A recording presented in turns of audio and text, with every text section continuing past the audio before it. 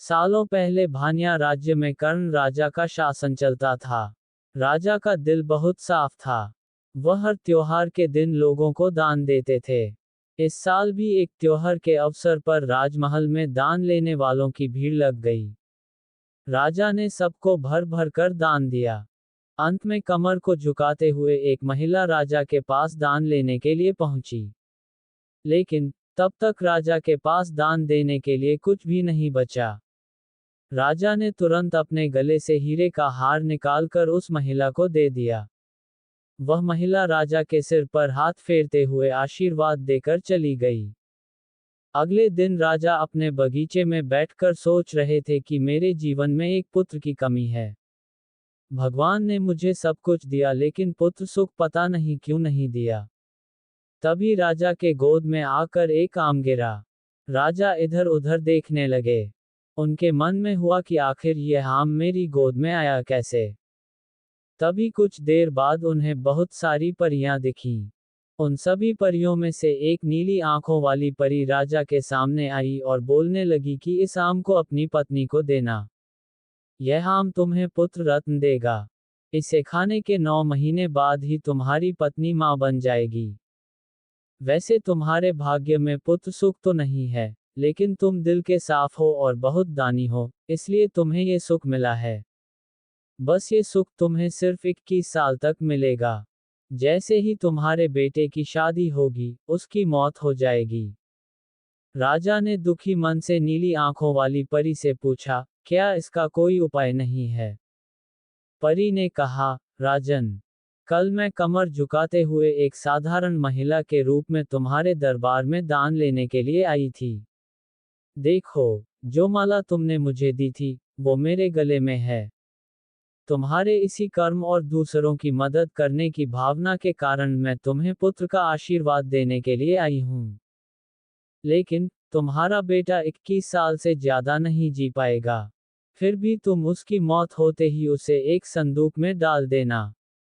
उसके बाद संदूक में 4 दही के घड़े रखना और बीच जंगल में लाकर छोड़ देना। इतना कहकर नीली आंखों वाली परी वहां से ओझल हो गई। राजा ने महल जाकर सारी बात अपनी पत्नी मैथिली को बता दी और उसे आम खाने के लिए दिया। राजा की पत्नी ने आम खाने के ठीक 9 महीने के बाद एक पुत्र को जन्म दिया। बेटा होने की खुशी में राजा ने बहुत बड़ा जश्न रखा। जश्न के बाद बेटे का नाम देव रखा गया। होते होते राजकुमार देव की उम्र 21 साल की हो गई। उसके विवाह के लिए प्रस्ताव आने लगे। राजा ने एक बुद्धिमान लड़की वत्सला से अपने बेटे की शादी करा दी। शादी के कुछ ही दिनों के बाद नीली आंखों वाली परी की बात सच हो गई और राजा का बेटा देव मर गया। राजा और रानी नीली आंखों वाली परी की बात भूल गए थे। जब देव के अंतिम संस्कार के लिए राजा लोगों के साथ शमशान की ओर बढ़ने लगे, तो राजा को परी की बात याद आ गई।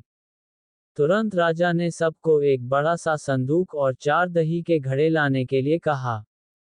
संदूक आते ही राजा ने भारी मन से अपने बेटे को उसमें डाला और दही के 4 घड़े भी रख दिए। उसके बाद राजा ने अपने सैनिकों की मदद से उस घड़े को घने जंगल के बीच में रख दिया। वहां से लौटने के बाद राजा का मन किसी काम में नहीं लगा। कुछ समय बाद देव की पत्नी अपने मायके चली गई। समय बीता और देव की मृत्यु को 1 साल हो गया। देव की पत्नी वत्सला के घर एक बूढ़ा आदमी खाना मांगने के लिए पहुंचा। उसने बड़े प्यार से उसे खाना खिलाया। खाना खाने के बाद उस भिखारी ने अपना हाथ धोने के लिए दूसरे हाथ की मुट्ठी खोली। तभी वत्सला ने उस मुट्ठी में अपने पति देव की सोने की चेन देखी। वत्सला ने तुरंत भिखारी से पूछा, आपको यह चेन कहाँ से मिली? यह मेरे पति की है, जिन्हें संदूक में बंद करके जंगल के बीच में रखा गया था। भिखारी ने डरते हुए कहा, हाँ, मैंने ये चेन उसी संदूक से निकाली है। वत्सला ने कहा, आप डरिए मत। मैं सिर्फ उस जंगल तक जाना चाहती हूँ, जहाँ मेरे पति का संदूक रखा है। भिखारी ने कहा, वह भयानक जंगल है, मैं आपको वहां तक नहीं लेकर जा पाऊंगा। हाँ, आप चाहो तो मैं आपको उस संदूक से थोड़ी दूर ले जाकर छोड़ सकता हूँ। वत्सला तेजी से भिखारी के साथ जंगल तक पहुंची। घने जंगल से पहले ही भिखारी वहां से चला गया। फिर वत्सला अकेले अपने पति के संदूक को ढूंढने के लिए निकल पड़ी। वहां जाकर उसने अजीब सी चीजें देखीं। उस संदूक के पास बहुत सारी परियां थीं। वत्सला पेड़ के पीछे छुपकर उन्हें देखने लगी। वत्सला ने देखा कि सारी परियों के बीच से एक नीली आंखों वाली परी आई और उसने संदूक में एक लकड़ी देव के मृत शरीर के सिर के पास और एक पैर के पास रखी। तभी देव संदूक से बाहर निकल आया। परियों ने देव को मिठाई खिलाई और दोबारा संदूक के अंदर डालकर लकड़ियों की स्थिति बदल दी। रोज रात को नीली आंखों वाली परी इसी तरह से देव को संदूक से बाहर निकालती और फिर उसी में भेज देती थी। वत्सला डरते हुए उसी जंगल में फल खाकर 3 से 4 दिन तक ये सब देखती रही। एक दिन वत्सला ने भी संदूक खोलकर नीली आंखों वाली परी की तरह ही लकड़ी की स्थिति को बदला। तभी देव संदूक से बाहर निकल आया। देव ने जैसे ही अपनी पत्नी को देखा, वह हैरान हो गया।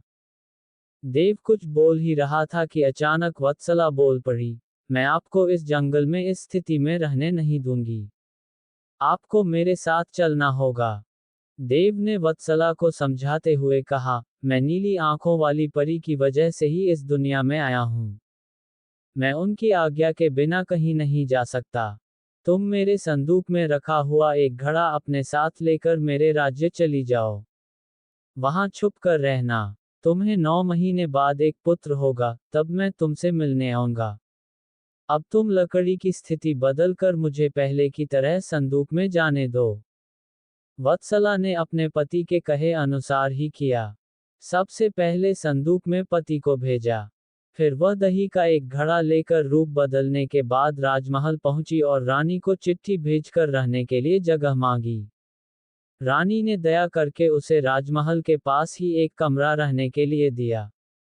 जब रानी को पता चला कि वह गर्भवती है, तो रानी उसका ख्याल भी रखने लगी। जब वत्सला ने बच्चे को जन्म दे दिया, तो देव उससे मिलने के लिए आया। उस समय रानी पास से ही गुजर रही थी, उन्होंने तुरंत अपने बेटे को पहचान लिया। रानी सीधे देव के पास पहुंची और पूछने लगी, ये तुम्हारी पत्नी है? ये तुम्हारा पुत्र है? तुम जीवित हो? अब मैं तुम्हें कहीं नहीं जाने दूंगी। देव ने कहा, माँ, मैं आपके साथ नहीं आ सकता हूँ। इसका एक ही उपाय है। आपको अपने पोते के लिए एक उत्सव रखना होगा। आप उसमें सारी परियों को बुलाए। जब परियां आ जाएं, तो नीली आंखों वाली परी का बाजूबंद किसी तरह निकालकर जला देना।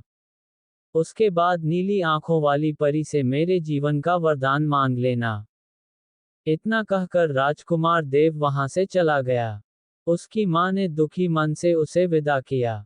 कुछ ही दिनों में रानी मैथिली ने अपने बेटे देव के कहे अनुसार जश्न रखा और सारी परियों को भी बुलाया। सभी जश्न में डूबे हुए थे, तभी रानी मैथिली का पोता रोने लगा। रोते बच्चे को देखकर नीली आंखों वाली परी ने उसे अपनी गोद में उठा लिया। तभी रानी मैथिली ने परी से कहा, देखिए न, इसे आपका बाजूबंद पसंद आ गया है। तभी तो आपके पास आते ही इसने रोना बंद कर दिया। क्या आप कुछ देर के लिए अपना बाजूबंद इसे खेलने के लिए दे देंगी? परी ने तुरंत अपना बाजूबंद उस बच्चे को दे दिया। रानी मैथिली को इसी मौके का इंतजार था। उसने सबकी नजरें बचाते हुए उस बाजूबंद को आग में डाल दिया। नीली आंखों वाली परी ने अपने जलते बाजूबंद को देखकर रानी मैथिली ने पूछा, आपने ये क्या किया? अब हम आपके बेटे देव को अपने पास उस जंगल में नहीं रख पाएंगे। ये सुनते ही रानी मैथिली ने रोते हुए परी से प्रार्थना की। उन्होंने कहा, आपकी कृपा से मुझे बेटा हुआ था। अब आपको ही कृपा करके मेरा बेटा लौटाना होगा। मैं आपसे अपने बेटे देव की भीख मांगती हूँ। नीली आंखों वाली परी को माँ का प्यार देखकर दया आ गई और उन्हें आशीर्वाद दे दिया। परी के आशीर्वाद से राजकुमार देव संदूक से निकलकर घर लौट आया। राजकुमार अपने परिवार के साथ खुशी खुशी रहने लगा। कहानी से सीख, विनम्रता से सबका दिल जीता जा सकता है और सब्र व सही रणनीति से इंसान मुश्किल काम को भी पूरा कर लेता है।